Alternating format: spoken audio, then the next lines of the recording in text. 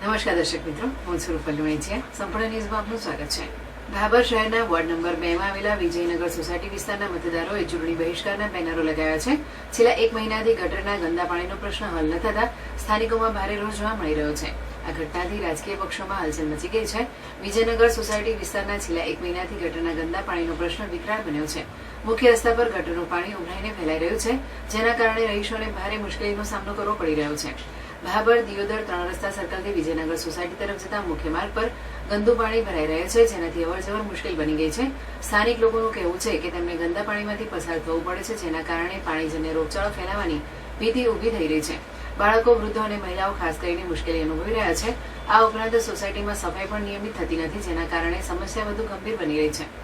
રહીશો દ્વારા અનેકવાર રજૂઆતો કરવા છતાં હજુ સુધી કોઈ નિરાકરણ ન આવતા તંત્ર સામે નારાજગી વ્યક્ત કરવામાં આવી હતી.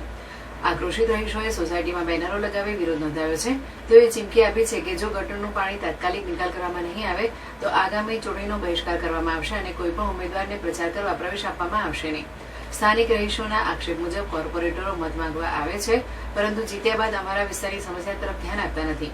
હાલમાં પ્રશ્ન એ છે કે તંત્ર આ ગંભીર સમસ્યાનો કેટલા સમયમાં ઉકેલ આવે છે, કારણ કે લોકોનો ગુસ્સો દિવસે ને દિવસે વધી રહ્યો છે.